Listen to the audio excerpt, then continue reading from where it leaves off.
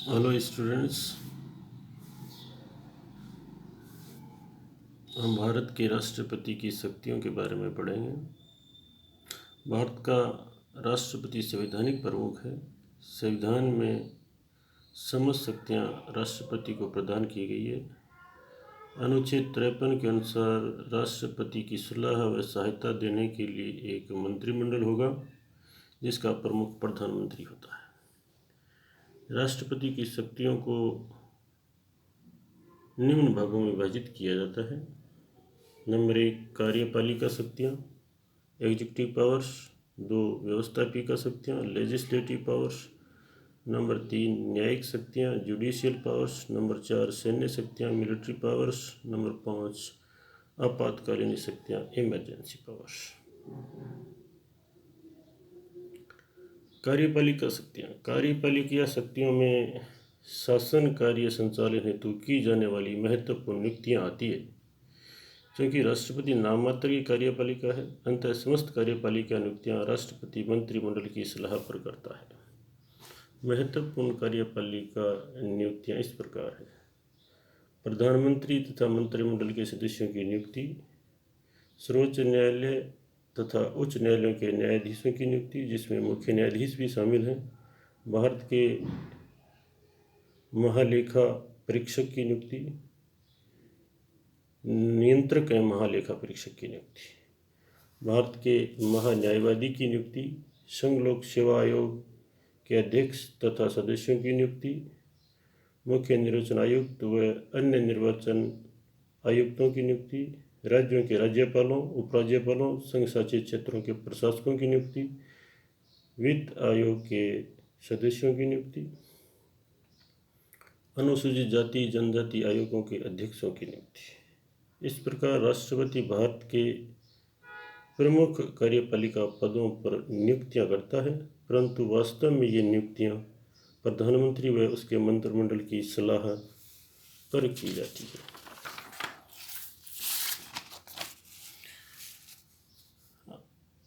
व्यवस्थापिका शक्तियाँ। विधायी शक्तियाँ संवैधानिक दृष्टि से भारत की संसद में निहित है, क्योंकि राष्ट्रपति स्वयं संसद का अंग होता है। राष्ट्रपति संसद का सत्र बुलाता है, आहूत करता है। राष्ट्रपति नवनिर्वाचित संसद के प्रथम सत्र को संबोधित करता है। राष्ट्रपति प्रत्येक वर्ष संसद सत्र में अभिभाषण देता है। संसद द्वारा पारित विधेयक राष्ट्रपति के हस्ताक्षर के बाद कानून बनते हैं। जब संसद का सत्र नहीं चल रहा हो तो राष्ट्रपति अध्यादेश जारी कर सकता है। बहुत महत्वपूर्ण है ये। अनुच्छेद 123 के तहत इसको ये अधिकार प्राप्त है। राष्ट्रपति प्रधानमंत्री की सिफारिश पर लोकसभा को भंग कर सकता है। राष्ट्रपति राज्यसभा में 12 व्यक्तियों को सांसद मनोनीत करता है।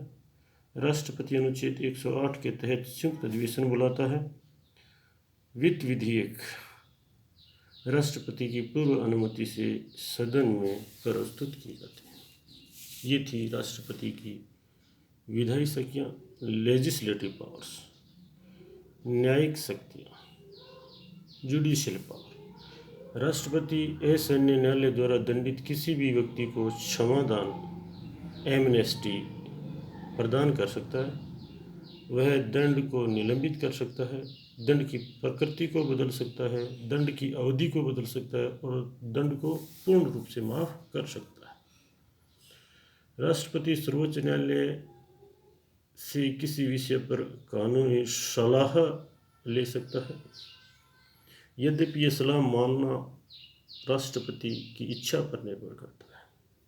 सैन्य शक्तियाँ, मिलिट्री पावर। भारत का राष्ट्रपति तीनों सेनाओं का प्रमुख होता है। वह युद्ध व शांति की घोषणा करता है। आपातकालीन शक्तियों में राष्ट्रपति 3 प्रकार के आपातकाल की घोषणा करता है। राष्ट्रीय आपातकाल, जो युद्ध व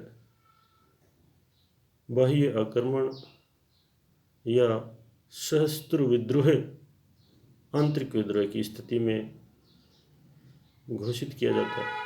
दूसरा है राज्य आपात, जिसे राज्य में राष्ट्रपति शासन कहा जाता है। यदि राज्यों की सरकारें संविधान के अनुसार कार्य नहीं कर रही है तो राष्ट्रपति उन्हें समय पूर्व भंग कर सकता है। और तीसरा है वित्तीय आपातकाल। स्टूडेंट्स, ये भारत के राष्ट्रपति की शक्तियाँ थी।